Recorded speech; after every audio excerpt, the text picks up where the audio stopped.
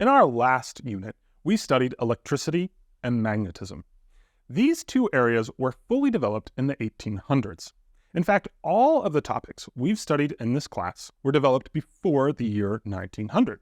For that reason, it's typically called classical physics. That's what you've been learning. But there's a whole new area of physics called modern physics, which was developed in the last century. Modern physics is pretty awesome, and the classical physicists didn't see it coming. For example, when Max Planck came to his advisor in the early 1900s and said, "Should I study physics?" His advisor was like, don't do it. It's a waste of time. We've pretty much discovered everything there is to discover in physics. There's just a few unimportant holes to fill in. Well, his advisor couldn't have been more wrong. Just 30 years later, Max Planck would win the Nobel Prize for his contributions to an entirely new area of physics. Let's learn all about these new areas, all about modern physics in this lesson.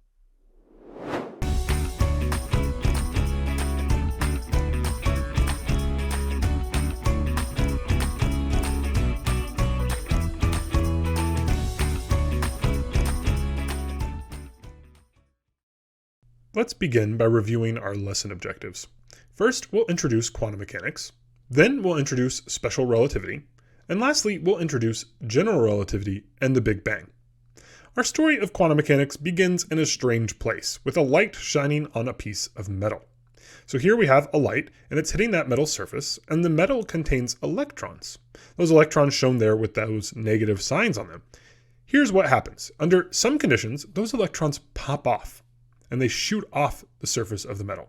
We call those ejected photoelectrons, which is just a fancy way to say we shined light and electrons came off. This is known as the photoelectric effect. To understand why this was so surprising, we need to recall what light is. Classically, we think of light as an oscillating electric and magnetic field.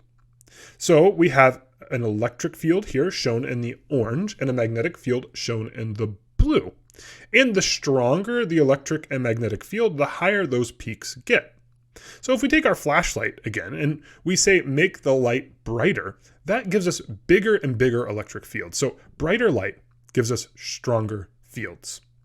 So you'd think that in this case of these photoelectrons, all I have to do is turn the light up to a bright enough light and those electric fields would get strong enough and they'd rip those electrons off. After all, electric fields move electrons.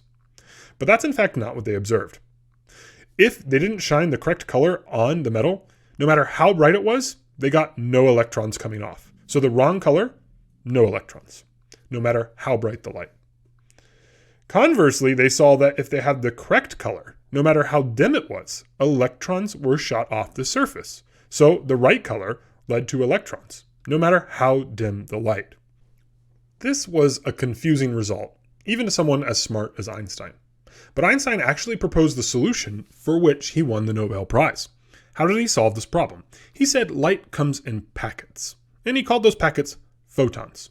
So he's thinking about light behaving like a particle, as if instead of a stream of light is hitting the surface, a stream of BBs is hitting the surface. And different colors have different energies. And so the right color would be like a BB with sufficient energy to kick off an electron. Here, notice we're thinking about our light as behaving sort of like a particle in a collision. So light behaves like a particle? ? That seems pretty weird, but in fact, that's exactly what quantum mechanics claims, is that sometimes light behaves like a particle and sometimes like a wave. So for these reasons, the photoelectric effect and other experiments led to the development of quantum mechanics. What experiments then led to the development of relativity? To understand that, we need to once again consider light. Light, when we think of it as a wave, is an oscillating electric and magnetic field. But light as a wave is a little strange because it doesn't have an obvious medium, that is, something it's moving through. For example, water waves here move plainly through water. Water is what allows them to travel. It's called the medium. What is the medium for light? Scientists assumed it had one, and at the time they proposed something called the luminiferous ether. The luminiferous ether was supposed to pervade all of space. So here we see the Earth at two different seasons, and the ether represented by these black downward arrows that move from the top of the screen to the bottom of the screen. It allowed the light to travel from the sun to the Earth. And the solar system as a whole was moving through that ether itself.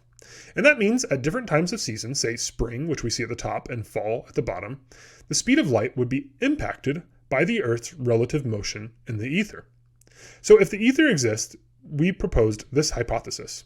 The speed of light should change. The speed of light will be different depending on the season we measure it. And so Michelson and Morley developed an experiment to measure the speed of light at different seasons. But here's the thing. The speed of light didn't change. And so the luminiferous ether doesn't exist. That means light has no medium, and it seems like it moves at the same speed always. And so many scientists, including our good friend Einstein, who we've already seen, were thinking carefully about the nature of light at this time. And his ruminations on the nature of light led to the development of special relativity. Central to his claims in special relativity were that the speed of light is the same for all observers, which sounds a bit familiar from our Michelson-Morley experiment. What does that mean? Well, it means if you're standing in front of this train, even though the train is flying towards you at a high speed, the light coming out of it doesn't move any faster, which is pretty strange. If you apply this understanding of light to some interesting circumstances, you actually learn that time is relative. That means it ticks by at different rates for different people, which is an extremely surprising result, and led to something known as the twin paradox. Here are two twins. One's going to stay on Earth, and one's going to go on a long space trip. They're going to fly out to distant places at really high speeds and then return to Earth. When they return, will they be the same age? The answer, it turns out, according to special relativity, is no. When they return, the twin who stayed behind on Earth will be very old compared to the twin who traveled far into space. Pretty strange. We'll learn more about this in a later lesson. Einstein next applied relativity to gravity. He used his understanding of the relativity of time and the constancy of the speed of light to completely revolutionize how gravity works. This should really be Nobel Prize number 3 for Einstein, but he had already won one in the case of the photoelectric effect. This new view of gravity is called general relativity. When general relativity is applied to the universe as a whole, some strange things happen. The first to do this was a Catholic priest named Lemaitre, who in 1931 applied general relativity to the whole universe and developed the Big Bang model of cosmology, which says that over time, the universe is expanding. Okay, let's test our knowledge of modern physics. Go ahead and pause the video and determine if each claim about modern physics is true or false. First up, light comes in packets. That's true. Under quantum mechanics, we start to think about light as basically being a particle. B, special relativity says time is relative. That's true. The passage of time depends on how fast you're going. C, general relativity describes gravity. Also true. It's a new view of gravity, an improvement over Newton.